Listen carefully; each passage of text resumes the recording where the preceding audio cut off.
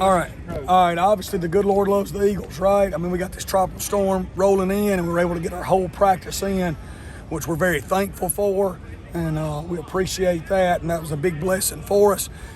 Good competition Tuesday. We had to adjust some things practice-wise to make sure we got it in, so we didn't get as much of our competition stuff as we needed in, but we got all our stuff that we want to work on Troy in, so that was good to see. Thought our kids had good energy and taking another step forward with this program. With that, I'll open it up. Coach, did you have any more takeaways after you got a chance to watch the film from Saturday night? Yeah, we did a really good job blocking our gap schemes offensively. We did not do a great job blocking our zone schemes. We really could have done better.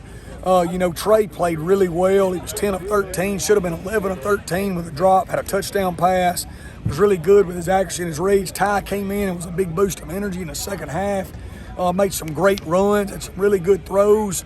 We had a drop or two right there. He had one throw we'd like to have back in the red zone. It should have been a touchdown. We blew it in the red zone. Like I said, we should have scored some more touchdowns. Some of that was young guys coming in, not really knowing what we were doing after we subbed, and another was just an errant throw right there that we should have had. Defensively, thought we played lights out. We made some mistakes, but we covered for them. And like we had a double move that got free, and Malik covered for the guy. And but all in all, we played really hard, dominated the kicking game. That's 2 weeks in a row that our coverage units have played extremely well, and our punters and kickers have kicked really well. So we got to keep that going. Can you speak to Briggs and what kind of weapon he is? I mean, he missed 50 by a couple inches. Yeah, he should have had it. He knocked the heck out of it. And Briggs has done a great job. Justin Hewlett's playing great at center, at snapper.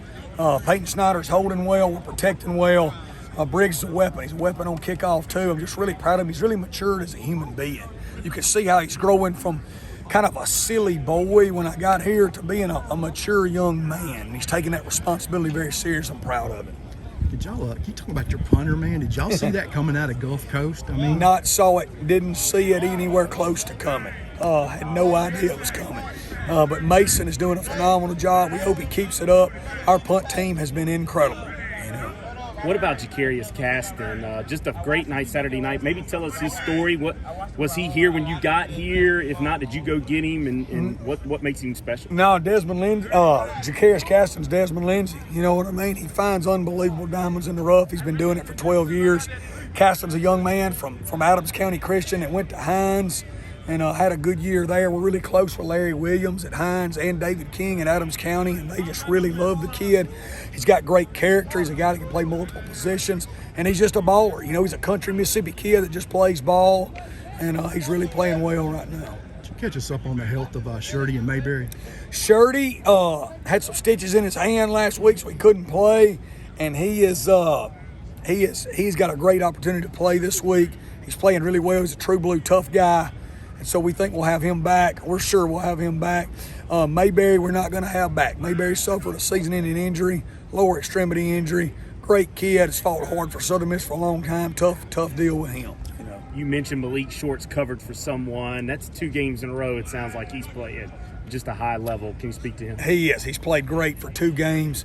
He's Southern Miss all the way, right? Lance Mancuso, Bassfield to Jeff Davis County to here. And it's a pipeline that's been here forever, and we hope to continue. What makes him so good? Like, what is it?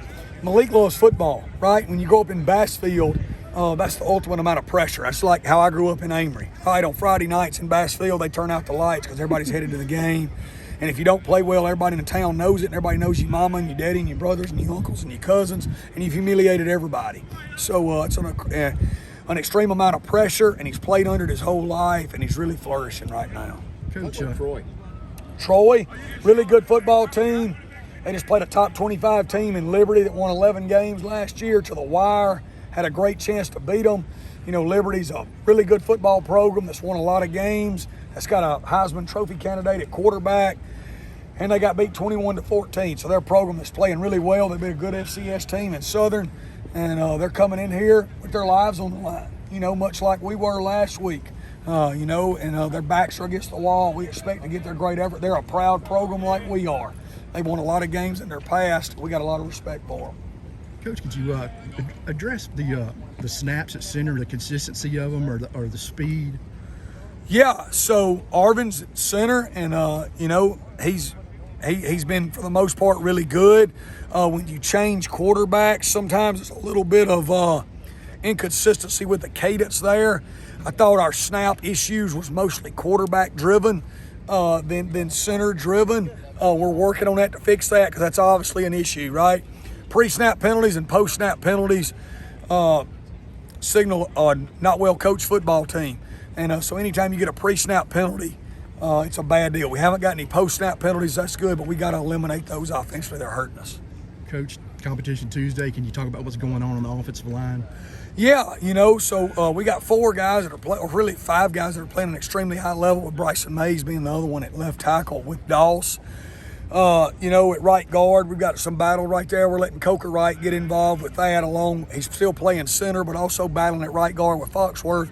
We'll see how the film looked today and go from there. Kind of a cool question for you. I'm curious for my broadcast for Saturday. You had Pete with you on the field for the game, maybe your oldest son as well.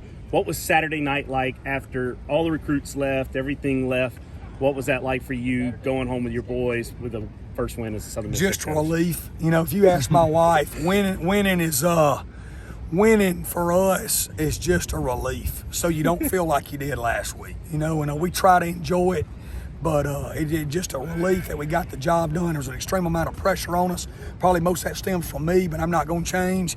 And so it was good to get it out of the way. But look, we're building this program. You know what I mean? And it's not easy to build a program. It's hard. We've done it before. My wife and I, this is our 3rd time to do it. We're going to build this place back.